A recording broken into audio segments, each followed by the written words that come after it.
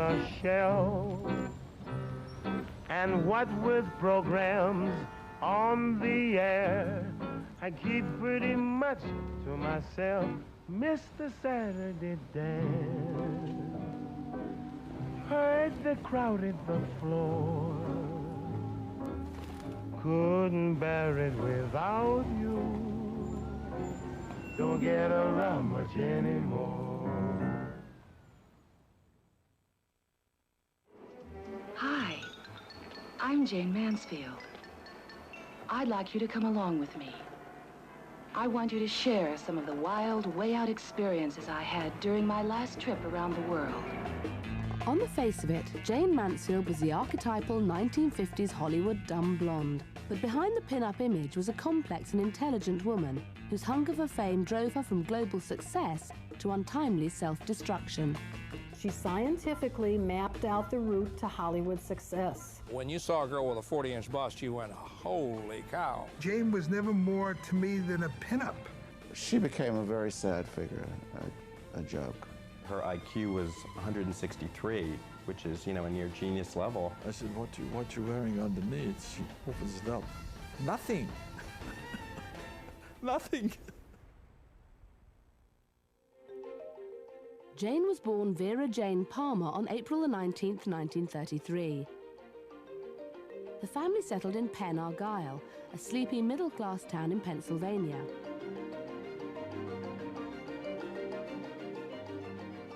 Her mother, Vera, provided a schoolteacher's discipline, whilst her father, Herbert, doted on her.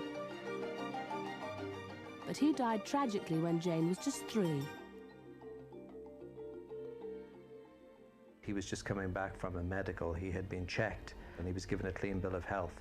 And on the way home, he keeled over with a heart attack in the car and died. And Jayne was in the car at the time. Even at the age of 3, that was a very traumatic experience that I think Jayne carried her whole life.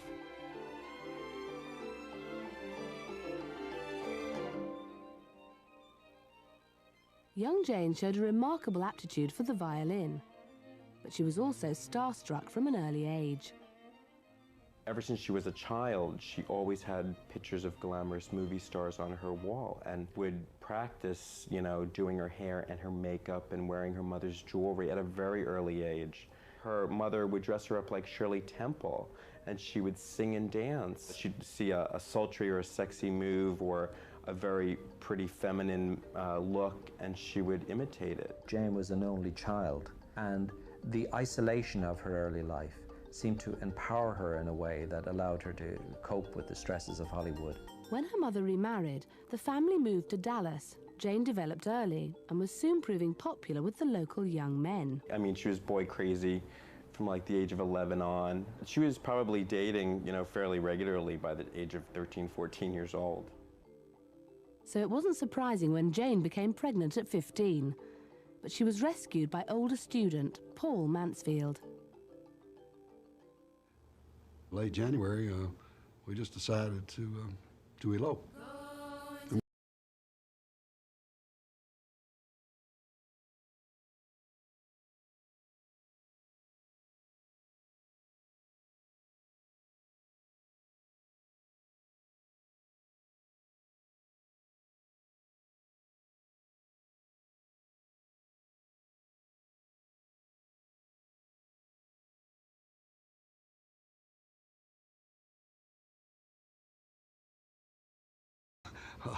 Hotter than a couple of cats, you know. So that was our story, I think.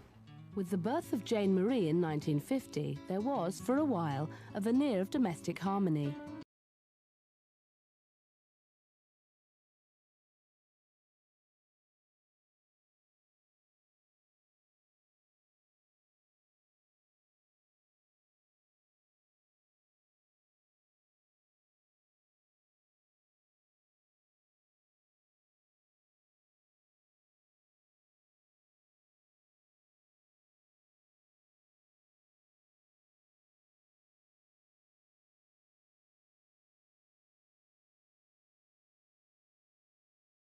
Black to Cherry Blossom Queen, Queen Cotton, Nylon Queen, Queen of the Market, Queen of the Chihuahua Show, Princess of the Freeways, Miss Negligee, Miss Tomato. There was only one title in her history of being crowned anything that she turned down, and that was to be Miss Roquefort Cheese, because she said it didn't sound right. Gaining attention and having her name on people's lips was really the thing that opened doors everywhere. Say, Jane, you've been crowned Queen of Uranium, Miss Peanut Butter and Jelly, Miss Bluebonnet Belle of Texas, and amongst other things, I think you were once crowned Queen of Stalled Crosstown Traffic. Oh, my. Now, of all your honors, which title do you cherish the most? You know which title I like? No, I like to be called Mother. Touche, dear. That sums it up. You are neither naive or any of the other things. Oh, all right.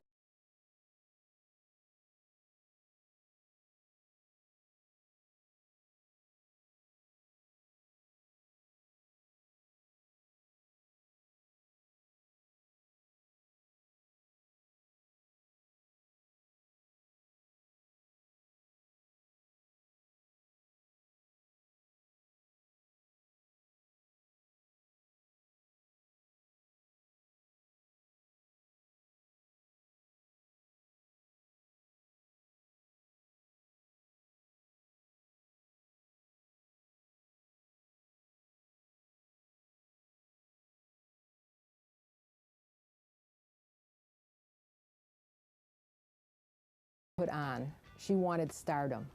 She was very interested in becoming a celebrity. And so with her high intelligence, she figured out what did she need to do, what assets did she need to promote. Jayne Mansfield came from a time when we did not speculate, gee, you know, is it real or is it Memorex? I mean, in those days, everything was real. You know, when you saw a girl with a 40-inch bust, you went, holy cow, because this was homegrown. The 1950s was not a period when you wanted a Katharine Hepburn type, an intelligent woman. The bigger the bust, the better. They just wanted hourglass-shaped women, voluptuous, and they wanted them blonde. Blonde is now the sign of sexuality. In the 1920s, the blonde was the virginal sweet woman, but by the 50s, she's the opposite, thanks to peroxide, thanks to the ability to change the color of your hair.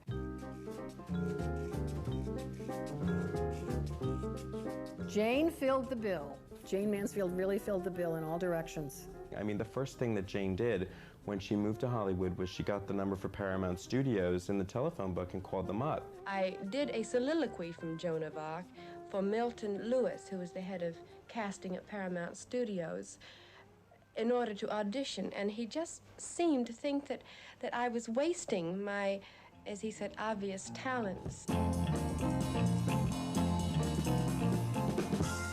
It wasn't long before Jayne used her more obvious talents, publicising Underwater, a Jane Russell film. You know, they used to do these things in Hollywood, would send out a tour of people, and they'd do little shows, and they'd come to your town, and woo-woo, and they'd have a few, you know, pretty Hollywood girls. And so I think that's all she was on that press junket, but what she did was, she completely upstaged Jane Russell, the star.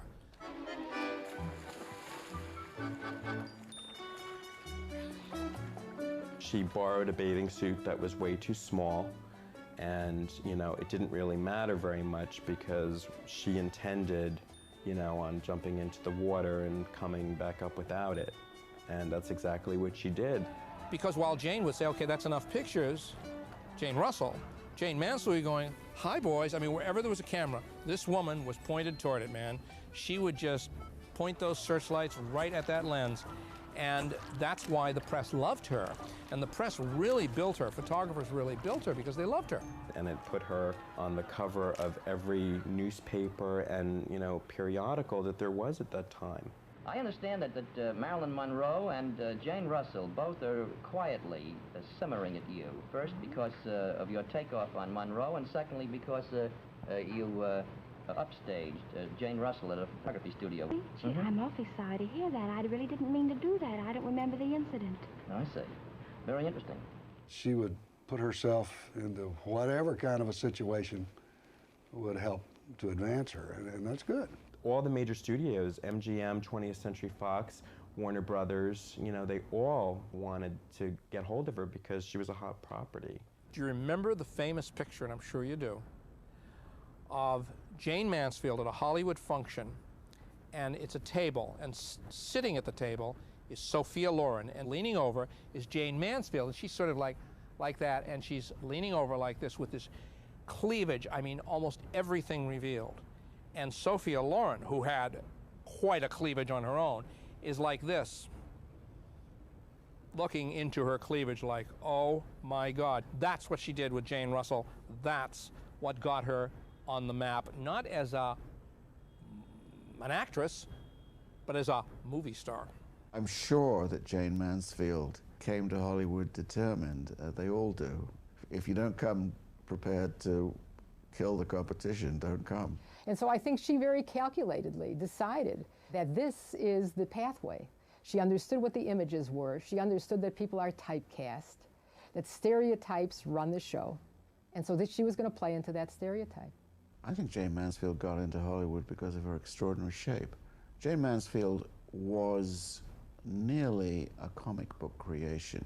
She's almost a drawn figure. The director with whom she was most closely associated in those early films, Frank Tashlin, was a comic book artist, and I think that's what he saw in her.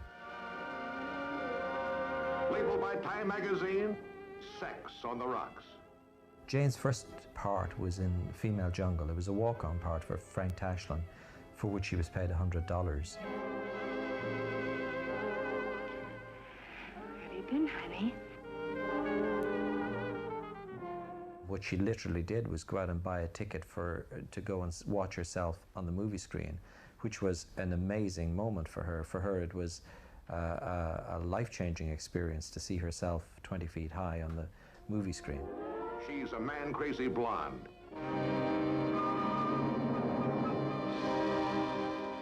Fire on your lips, and you can be tender when you want to.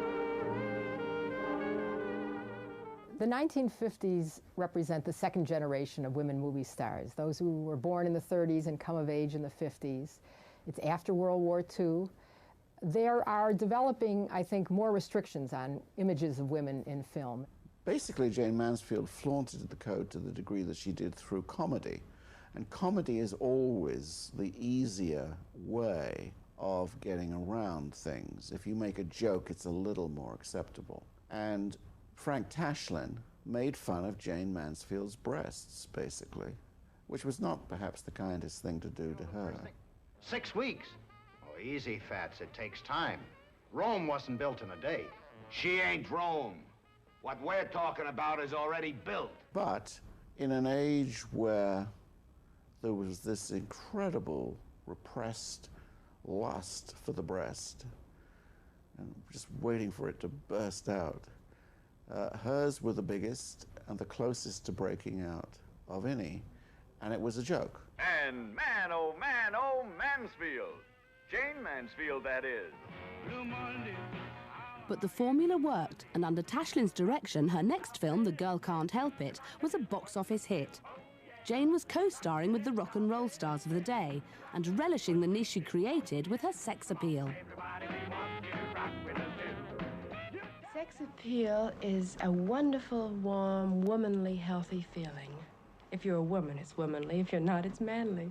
Does it come from inside, Miss Mansfield? It comes only from inside. It is nothing that's manufactured. It has nothing to do with measurements or lipstick color. To me, it's cleanliness and youth and an effervescent desire to enjoy life.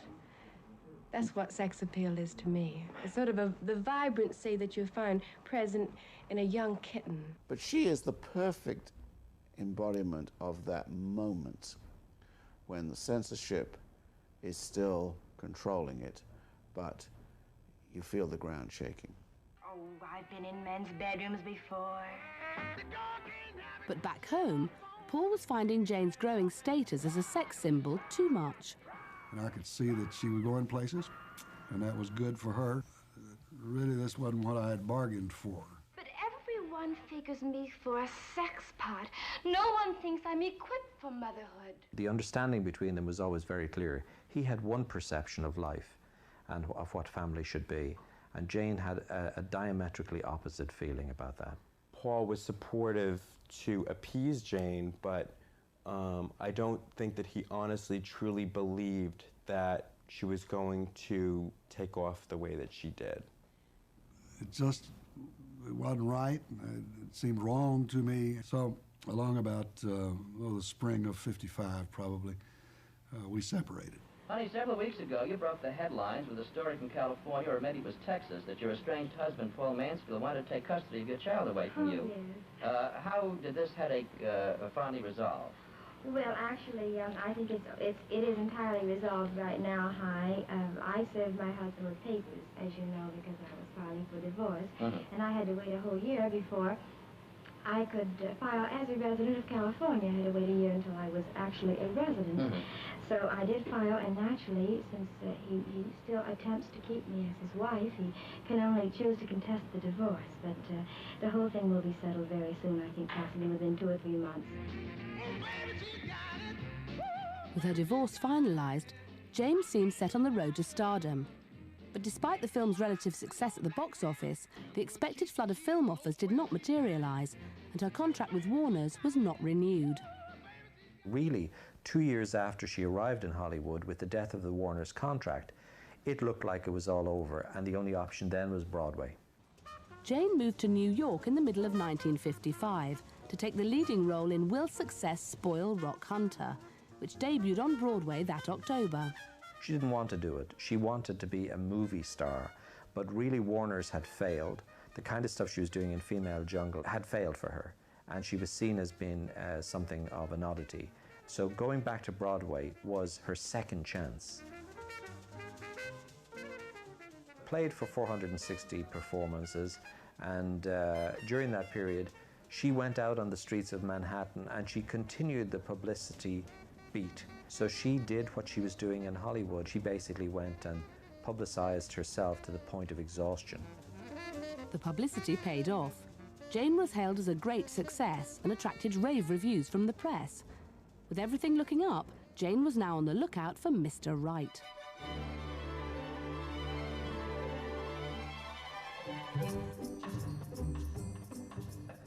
From a stage, you're looking down, you see, and it wasn't difficult to miss her, you know, she's blonde, and she was drinking a milkshake, which has impressed me too. Mickey Hargitay had already established a reputation as a beefcake by winning Mr. Universe in 1955.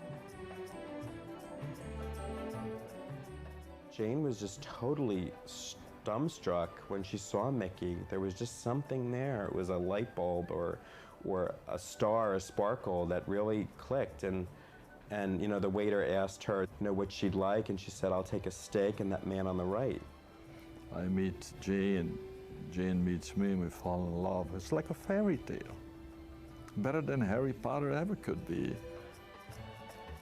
As the relationship hotted up, Jayne's thoughts soon turned to taking her new man back to Hollywood. I said, I gotta get back to Hollywood. He said, I want to raise the kids there, I want to live there. And he said, leave New York. And I said, well, we're going to figure out something for that. Jayne's hunger for movie stardom persisted, and so Mickey suggested a film version of Will Success' Spoil Rock Hunter. So I talked to Bill Schifrin. Anyway, I told Bill, I said, Bill, get her a contract in the studio and make the studio buy the play. As soon as they buy a play, they're going to make motion pictures. We're going to come to Hollywood. Everything's going to be hunky-dory. Jayne and I are going to get married. We're going to have another kids, and everything's going to be fine. That's exactly what happened. Will Success Spoil Rock Hunter, the howling Broadway comedy hit? Leave and walk out on all this publicity? And Mickey Hargitay as the Gorilla Man. Jayne's really got him up a tree. And accompanying Jayne on this mad whirl are all of the wonderful pals who made the play one of Broadway's most delight-filled entertainments. Probably Will Success Spoil Rock Hunter is her best movie because it is a spoof of Hollywood. It's a spoof of popular culture. And many of Jayne Mansfield's admirers claim that she was really quite an intelligent woman who was very consciously playing this image of the dumb blonde. I'm Rockwell Hunter, Miss Barlow. Rockwell Hunter? His name sounds influential. His name only so happens to be Rockwell Hunter. What do you do? I work for LaSalle Jr., Raskin, Pooley, and Crockett. The advertising agency? Oh, those names, how crazy influential. He's a very big, influential advertising man. That's all he is. What do you do there? I write TV commercials. Oh, no. TV commercials? Oh, no, I couldn't go for a guy who did that. Could I? It's the only kind you've missed. Everything was working just like clockwork. And on January 13th, 1950,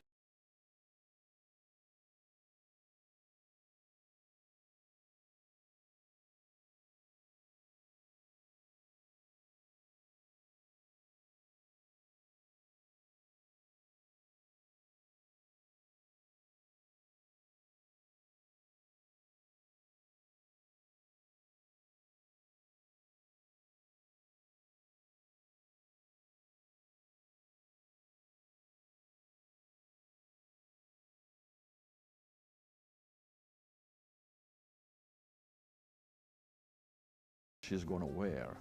And I said, well, don't wear anything. And she's got her makeup on, she's got everything. And she said, honey, we're ready to go. When I get to the car, she had a white, snow white mink coat on. And I said, gee, it looks great, that's wonderful. And I said, what you wearing underneath? She opens it up. Nothing. Nothing. And I said, yes, great, let's go. And we went through, and we had fun. We had fun, and every so often she did the little flash for me, you know, and I started laughing, and I said, oh my God, this is what's going on here, you know. The lady is much too hot to handle. Jayne's next contract set about building her image as a serious actress and a bankable star in the film Too Hot to Handle. I'll see things in your life and you've dirtied your hands many times, but you never had blood on them. Now there? Miss Sullivan, I want to see you right away. Johnny, you go for a gun and I'll stop you. I know enough to stop you, Johnny. And you waved goodbye to the classic parts at that time. I did until about 3 months ago when I came to Britain to film Too Hot to Handle, and now I'm filming The Challenge. And these two roles afford me the dramatic parts I've always prayed for and wished for. Thank you very much, Miss Mansfield. Thank you. Jayne Mansfield was said to be a lot more intelligent in person than she was ever allowed to be on screen, and it may be her misfortune that she had an intelligence that didn't photograph. I don't know. You had to be very smart to handle it, to be a dumb blonde. You got to be a genius to do it, and she did a hell of a job. Her IQ was 163, which is, you know, a near genius level. You know, she could speak fluent Italian, you know, fluent French, you know, fluent German. When she had an interview, she sometimes would say intelligent things, but she didn't lord it over everybody else how intelligent she was. She stayed within the image that she projected on the screen. Jayne, do you think that there's more money playing dumb instead of smart?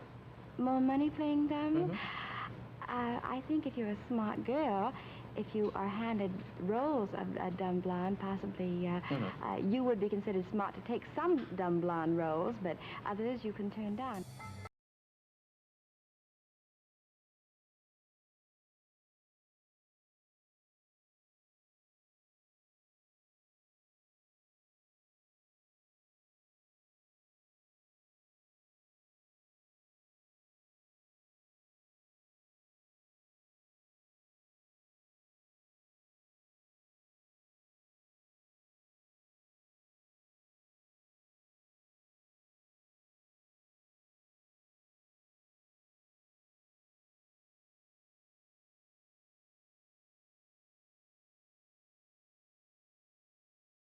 She couldn't get enough attention anywhere. She just loved to be the center of attention. She loved riding around on her husband's shoulders, the bodybuilder Mickey Hargitay, so that the two of them would get attention. She loved dressing alike with him. They really enjoyed the limelight. I don't particularly enjoy publicity. It seems to follow me around all my life for some reason. Everything I do seems to make headlines. I don't know why that is. Some people have that kind of a life, and I think I was born into it. Jayne would do anything for publicity and to make money. I'm not at all surprised if she would sell her own bath water or maybe blonde locks from a haircut. She knew the power of publicity and money, and she wanted it all. I got some photos here. You were riding side saddle on a large telephone dial. Doesn't everybody? Then here is one where you were in London, and you were cutting the ribbon to formally dedicate the opening of a new $25 million bridge in West London. I think it's this man on the left offered me a bulldog, a marvelous bulldog, if I'd do this. And this was in exchange for opening a bridge for Well, him. I also was, I was recompensed monetarily. Ah.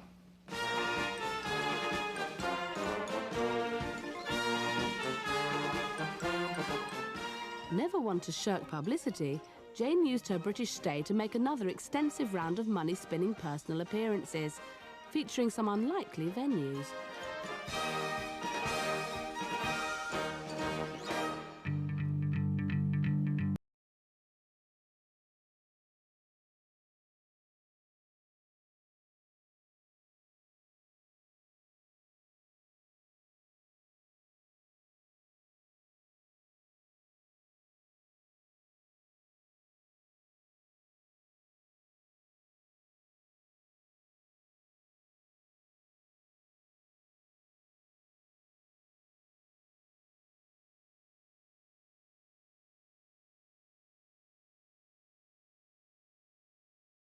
Unbelievable.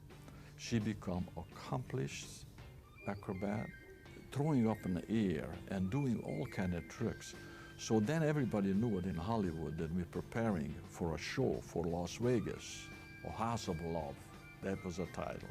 And we signed up for $25,000. Which was unheard of money. I mean, she was only making $2,500 a week on her 7-year contract, and here she was making $25,000, you know, for 1 week's work. It was amazing. But you know, Jayne never did make $1 million, $2 million a picture. She never did. Jayne made her money from personal appearances, going to nightclubs. She'd walk up, sing 2 songs, and they'd give her $20,000. We felt like millionaires after Las Vegas. And then we had a return engagement, so everything was rolling.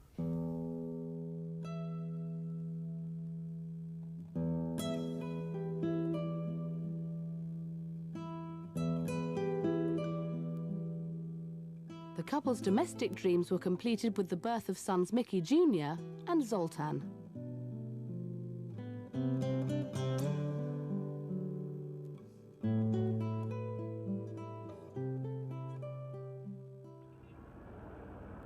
Hello, Miss Mansfield. This is Robert Robinson here. I wonder if you're at home.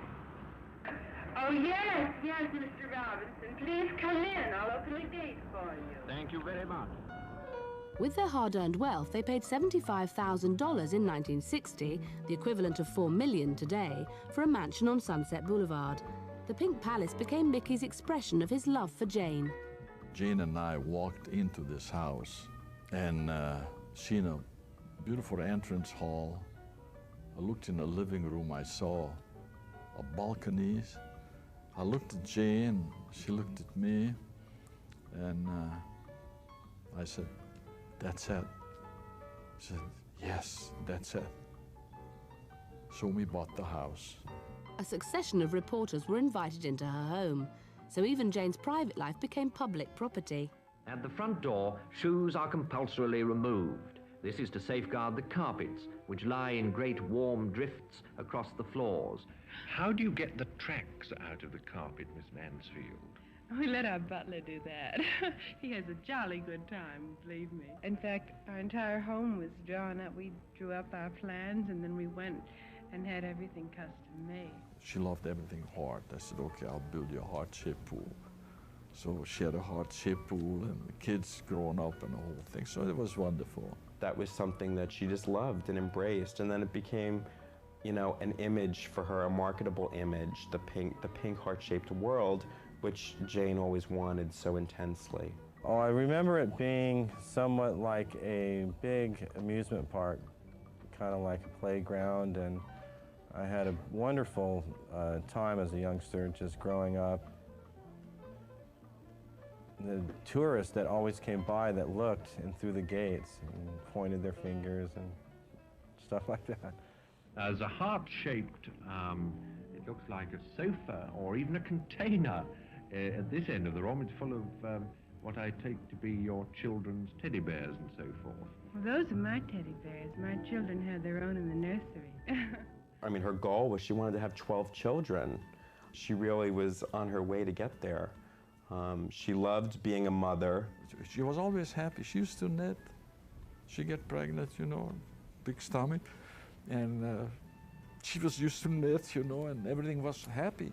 She was always a very good manager of her time. You know, be having babies, have this incredible career, be flying here, flying there, making movies, doing personal appearances, and still be a mother to her children because it was very important to her.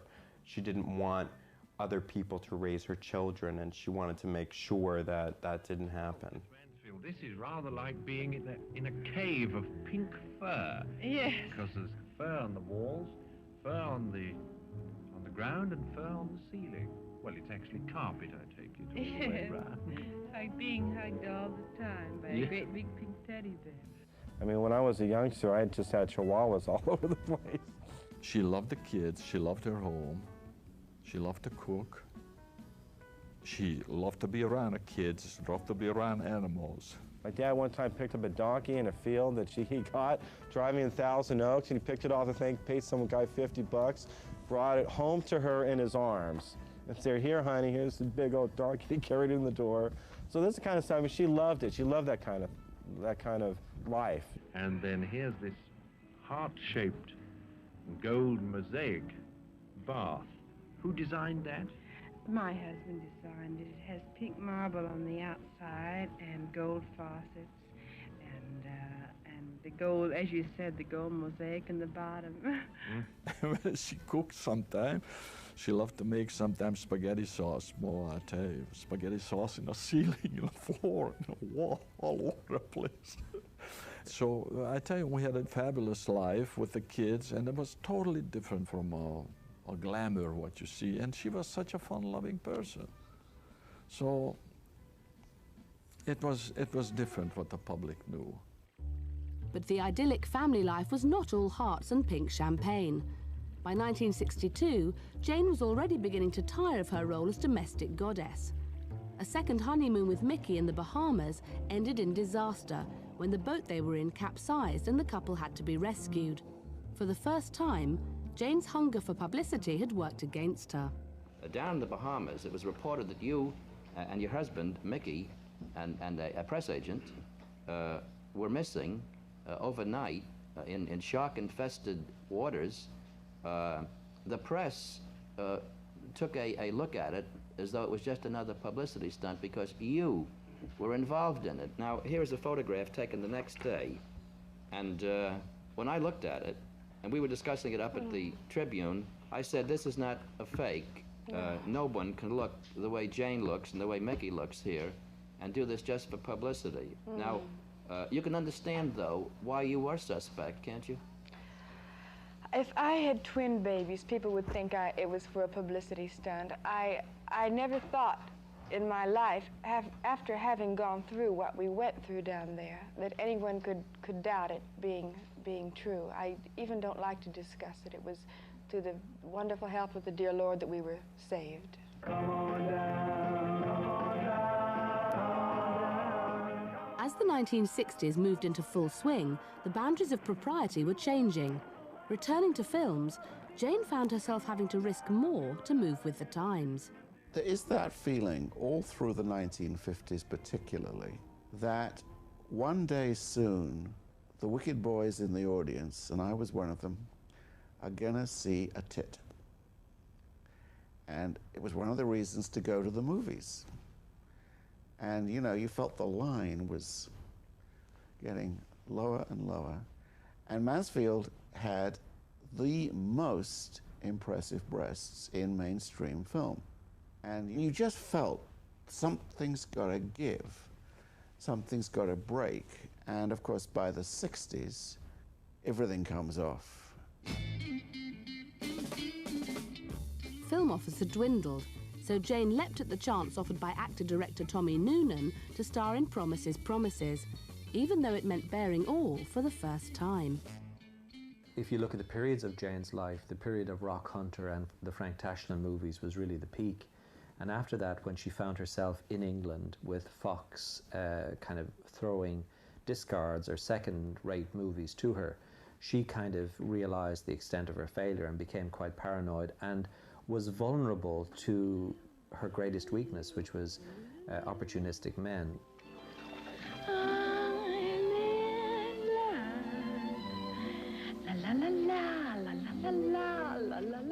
That was such taboo at that time.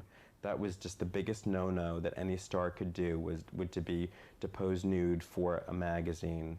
And, you know, Jayne so freely did that, not thinking twice about it. From above, I hear bluebirds sing new words so clear and strong. Enraptured, I'm captured by love's sweet song. I'm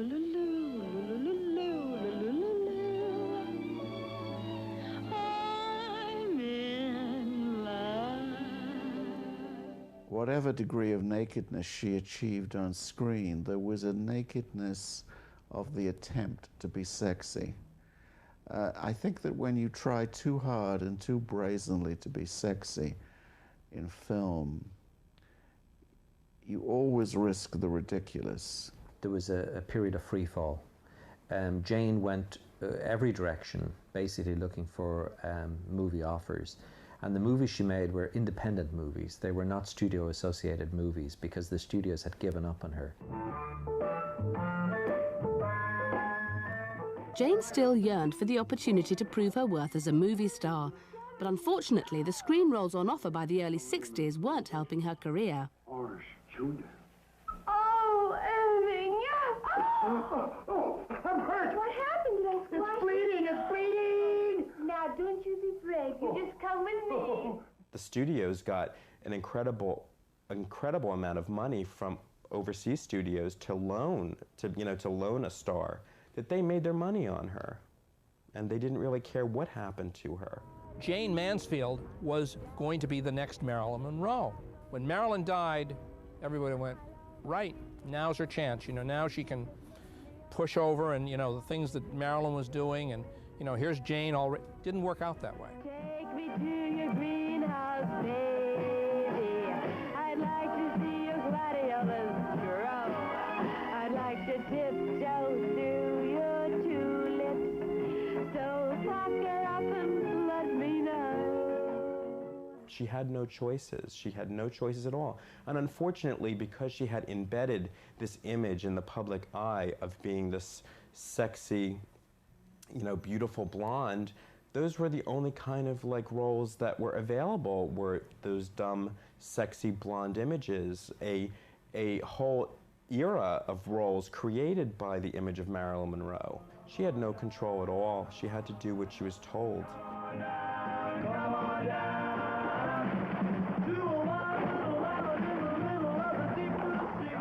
Things happened, but it shouldn't have happened.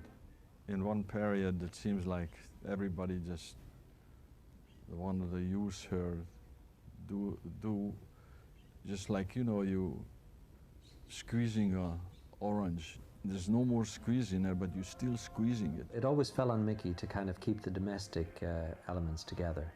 And he was wonderful in that regard. I mean, everyone who knew him and knew them as a couple said that he really was the cement in her life. He was the one who held it all together. She started doing things which she should have never done. Some of her early life and her appetite for men had begun to intrude back in her personal life.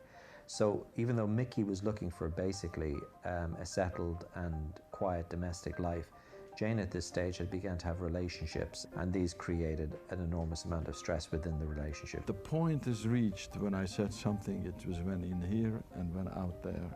Jayne didn't ever want to give up show business, and when she wasn't young enough to be the blonde of the time, she had to move on. So she started looking toward Las Vegas and looking toward the stage and thinking about singing, because where else could she go?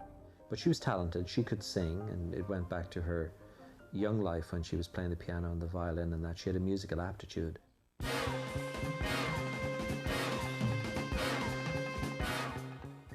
Once again, Jayne headed for Las Vegas in an attempt to capitalize on her profile. But now, the audience expected a more and more explicit act, and Jayne, eager to please, gave it to them. The overt sexuality of Jayne's shows began to spill into her private life. While Mickey stayed at home to mind the children, Jayne embarked on a string of affairs, which pushed the marriage to breaking point. Mickey was protective and defensive of Jayne in the best possible way because he really loved her, and she loved him. And in a simpler, better world, if she'd had less of a drive for publicity and fame, they would have been, I think, compatible. I think everyone felt that. Despite the birth of a fourth child, Mariska, by 1964, Jayne had decided it was over between them. Jayne made the decision one day to divorce him and made the announcement to the press with Mickey standing right next to her, Mickey not even knowing. The new man in her life was theatre director Matt Simba. Jayne looked to Simba to give her gravitas as a serious actress, but he was oblivious to her potential. When Jayne's career really began to nosedive, she went back into theatre, and Matt Simba was a Jewish New York director with some theatre experience, and he promised her the earth, moon and stars in terms of rebuilding her Hollywood career. Everybody says, boy, she must be really a hot number. I didn't think so. I know more secretaries and more, you know, I mean, not to negate, you know, what she, not to negate what she had as a sex symbol, as being, you know, when you say sex symbol, what does that mean? Jayne was never more to me than a pinup. It was going to be like Arthur Miller to Marilyn Monroe, that she thought it was going to be the twist that she needed to get that new respected image that she wanted so badly. But he had no knowledge or experience of Hollywood at all, and that's what he promised Jayne. So the problem with Matt was he was promising Jayne something that he couldn't deliver, but he was a good talker, as May said, and he basically talked his way into her affections and into her career. It was kind of a relationship of convenience, and subsequently spawned another child from. The birth of Simba's son, Tony, didn't stop the volatile marriage quickly disintegrating. Mickey, as ever, was there to pick up the pieces. Mickey was really her best friend, and Mickey was there always. Mickey was there from the beginning to the end. She was abusing substances. Her career was going down the drain because she wasn't keeping an eye on it. She was marrying and divorcing men. She had children to take care of. She had a difficult time. She was getting older, and she didn't like it at all. She needed the money, and unfortunately, it put her in a lot of places where I know deep down that she didn't want to be, but she went where the paycheck was.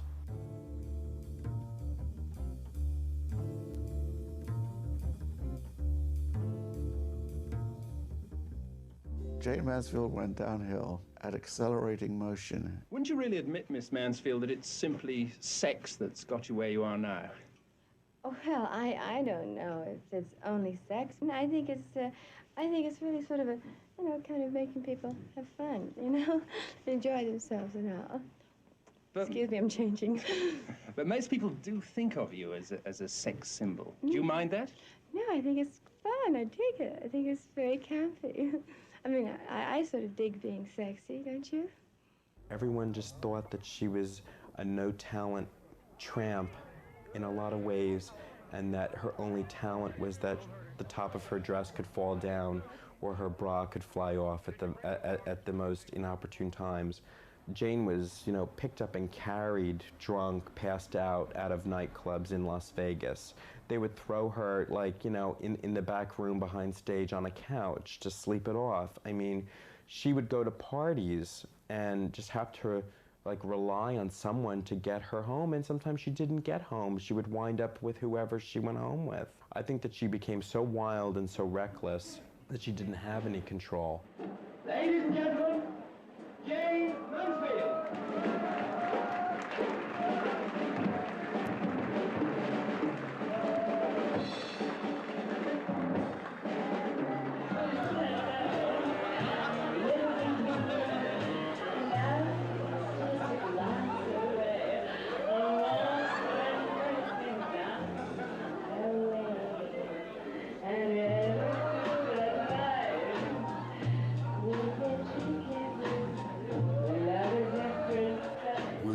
attending an oil show in Tulsa, Oklahoma, and she was there in town and performing at a nightclub. And it was well, I'm glad they didn't turn the lights up. You know, it was a bad-looking place. And so, yes, I was disappointed that it had come to that. And back in the little teeny tiny dressing room back there, and her husband was selling pictures of her for 50 cents a piece, and that was a real shocker. She gave me one free. She became a very sad figure, a joke, a sad joke. Middle 60s, when her relationship with Matt Cimber was in chaos, and it was in chaos. It was a very physical and aggressive relationship, and they were fighting with each other, and Mickey was trying to act as oil on the water and calm things down. Jayne got involved with a lawyer called Sam Brody. Sam Brody was the divorce attorney that she was using from her divorce from Matt Cimber. And Matt was a smart man. Matt is a very smart man and, you know, wanted full custody of Tony, and there was no way that Jayne was going to allow that. So she needed to get down and dirty, and Sam was a down and dirty attorney. And I think that at that period in her life, it was just so much easier to start a romance with Sam than to pay for his services. Sam, you know, was a big drinker. He had a very bad temper. Jayne was very verbal. Jayne was not timid. And the two of them together was a toxic, very toxic union. As Jayne's life and career went into freefall, she sought increasingly desperate forms of support. Brody brought her to the Church of Satan in San Francisco, where she met this alleged Satanist, an actor actually, called Anton LaVey, who played the devil in Rosemary's Baby. Anton LaVey, to me, was a man who really, really was the closest I have ever come to believing that anyone on earth could command some sort of occult power, because I could go on forever about the things that happened to people who crossed him in this town. And even though Jayne Mansfield didn't cross him, she happened to be with Sam Brody, the man he had put a curse on. And Anton LaVey warned her. He said to Jayne Mansfield, "Do not hang around this man anymore. I have told him he has less than a year to live, Jayne." Brody was the wrong guy at the wrong time. But I'm not so sure any guy could have really dealt with it at the time. I think the only person who could have dealt with it was Jayne herself. With Brody determined to wring the last drops of publicity from Jayne's image, he drove her on to accept an extensive tour of down-market nightclubs throughout Britain and the US.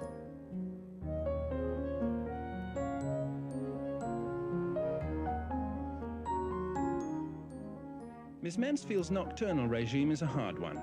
Supported by various vitamin pills, she does 2 shows a night at 2 different clubs, for which it's said she gets about £500. Her reception so far hasn't exactly been overwhelming. The critics, who for years have been writing showbiz jokes about her pneumatic superstructure, now suggest that the physical emphasis in entertainment has moved elsewhere.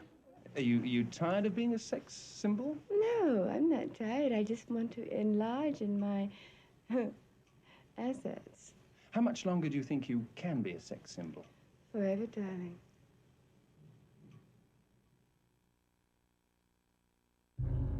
Just after midnight on the 28th of June 1967, Jayne, Brody, 3 of her children and 20-year-old driver Ronnie Harrelson set out on Route 90 from Biloxi, Mississippi, to drive to New Orleans for an appearance the following day.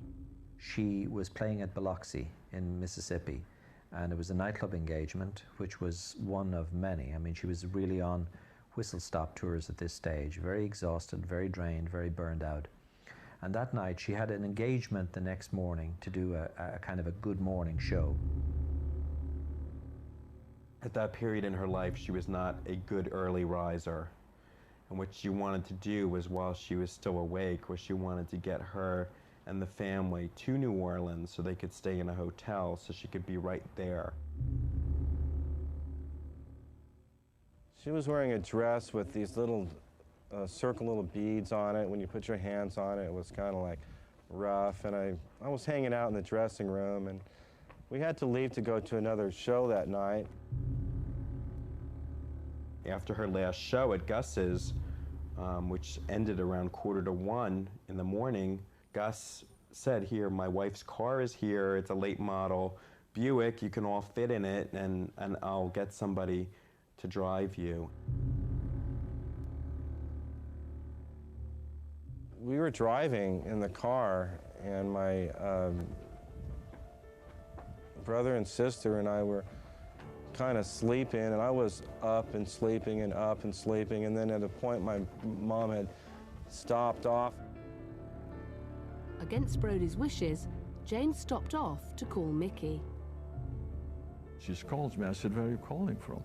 She says, "I'm over here in a filling station putting some gas in, and I'm getting the children in the back seat that they can sleep. There's still a couple of hours to go." And I hear in the background of an angry voice, which sounded like that's a wrong thing for her to do, to call at that time. So I gathered where it's coming from. I was coming from her companion, and she said, "Well," he said, honey, I gotta go, I gotta go," and she hung up.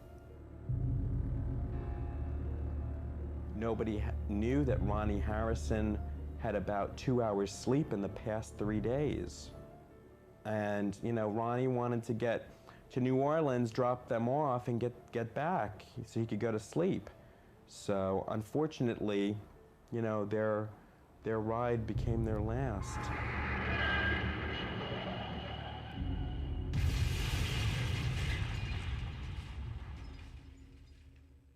There was a lorry ahead, a mosquito spraying lorry.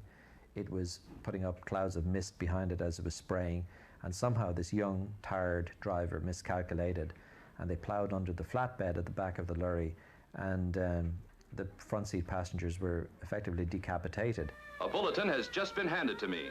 Hollywood star, the buxom and beautiful Jayne Mansfield, is dead. She was killed instantly when the car she was riding in collided with a truck a few miles from New Orleans early this morning. A flaming, grinding car crash ended the bright movie career of famed Jayne Mansfield on June 29, 1967. Jayne Mansfield died while driving to New Orleans. At 33 years of age, Hollywood's smartest dumb blonde lay at the side of the road. She died instantly and was almost decapitated.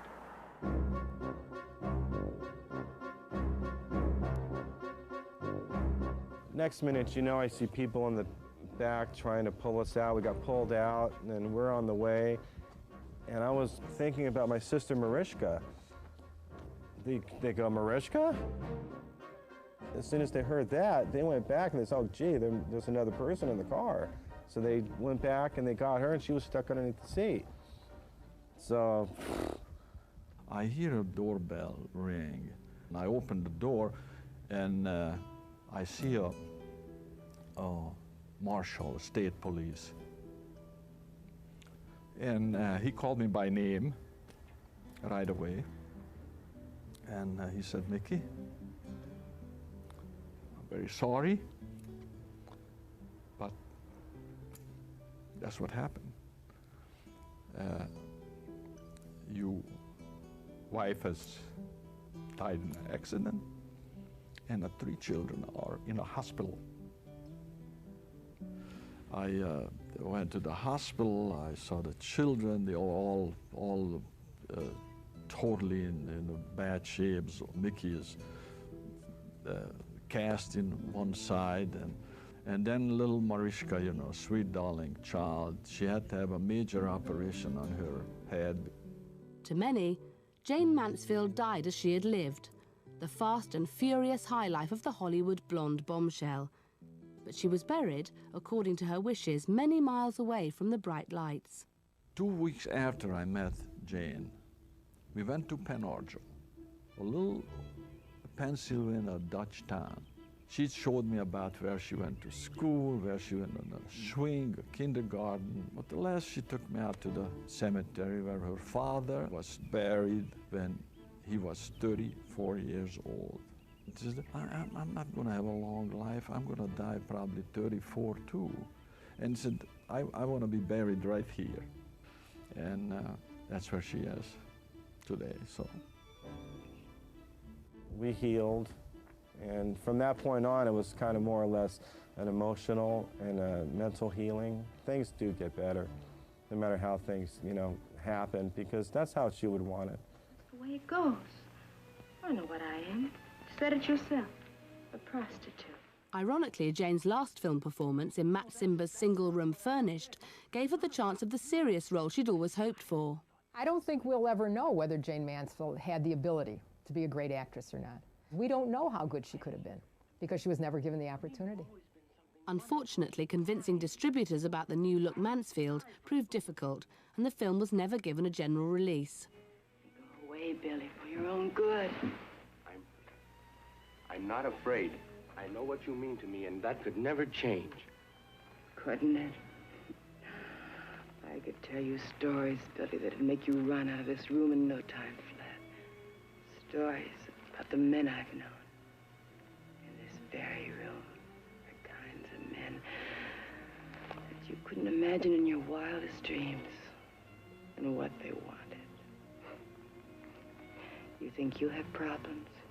Well, I could tell you stories that, except I don't remember them much myself anymore. But I tell you this, prostitute is a beautiful word compared to whore and some of the others. Jayne Mansfield may never be thought of as a great actress, but to her family and fans, she will always be remembered as a mother and as a star whose life and image personified an era. It's a very difficult thing to live with and to grow with all your life, but I found ways to work it out. She gave me a detailed baby book about myself, and every time she would dot an I, she would put a little heart by it, and she wouldn't miss a heart. And her writing would be just so beautiful, and I have that. I think she was a smashing personality who can adapt herself to any condition, and she was a super actress. What Jayne Mansfield created, and the image we have of her in the pin-up image, which is a really idealized, beautiful image at its best in terms of the human sex goddess image, that was a creation of Jayne Mansfield's. There was no Hollywood hand in that. In that sense, it was a feminist victory. She took a knowledge that she had about, if you like, a weakness in men and in the male audience, and she turned it into something that was really